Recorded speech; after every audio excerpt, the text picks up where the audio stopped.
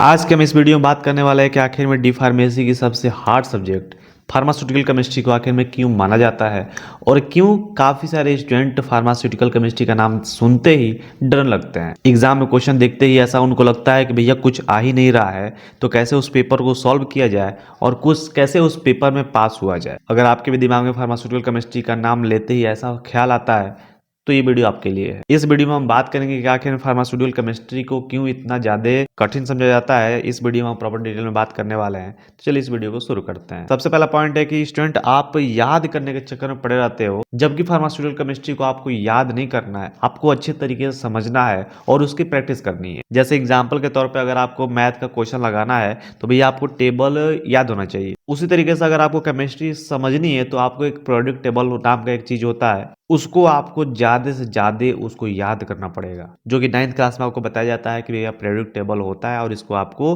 ऊपर से लेकर नीचे तक आपको पूरा याद करना होता है। लेकिन आप करते क्या हो, आप मुश्किल से 1 से लेकर 30 तक मुश्किल से याद करते हो और वहीं से आपका काम गड़बड़ हो जाता है। वहीं से आपको मात्र 30 ही आपको एलिमेंट्स याद रहते हैं और उसके बाद भी आप रिविजन नहीं करते हो तो भी जो याद किया होता है वो भी भूल जाता है, जिसकी वजह से आपका बेस कमजोर हो जाता है और भैया केमिस्ट्री आप दूर दूर तक भागते हो।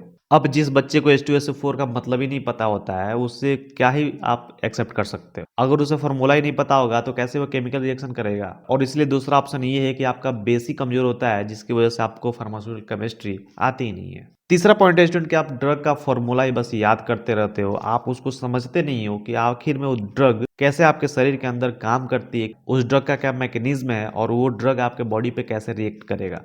नेक्स्ट पॉइंट स्टूडेंट कि आप सिलेबस कभी कंप्लीट ही नहीं करते हो, और कंप्लीट ना करने का कारण ये है कि आपको केमिस्ट्री समझ नहीं आती है, और अगर समझ ही नहीं आएगी तो आप उसे पढ़ना नहीं चाहोगे, लेकिन आपको एग्जाम तो भैया देना ही है। सो मैं आपको एक सॉल्यूशन बताता हूँ जिसकी वजह से आप फार्मास्यूटिकल केमिस्ट्री को आसानी तरीके से पढ़ सकते हो। सबसे पहला स्टूडेंट है कि आप बेस जो है अपना मजबूत करना है, और उसे मजबूत करने के लिए आपको 9th 10th 11th 12th पूरा नहीं पढ़ना है, लेकिन जो मेन मेन चैप्टर होते हैं उसको आपको तो जरूर पढ़ना होगा। जैसे पूरा पीरियोडिक टेबल आप पढ़ जाइए, स्ट्रक्चर जितना हो उतने अपने दिमाग में बैठा लीजिए, ये बहुत जरूरी है आपके लिए। आप जहाँ भी पढ़ाई करते हो वहाँ पे शॉर्ट नोट्स बढ़ाकर चिपका दीजिए। जैसे मैथ में आप क्वेश्चन लगाते हो उसी तरीके से केमिस्ट्री में रिएक्शन लगाओ। डेली रिवीजन करने का हैबिट बनाओ, कम से कम 1 घंटा डेली। अगर आप समय नहीं भी निकाल पाते हो तो दिन में आधे घंटे तो रिवीजन जरूरी है। और अगर आपका एग्जाम पास में आ रहा है तो सबसे इजी ऑप्शन है कि आप प्रीवियस ईयर क्वेश्चन को सॉल्व करिए। कम से कम 5 साल के आपके प्रीवियस ईयर क्वेश्चन को सॉल्व कर देंगे तो भैया आप आसानी से किसी भी एग्जामिनेशन को पार कर सकते हो।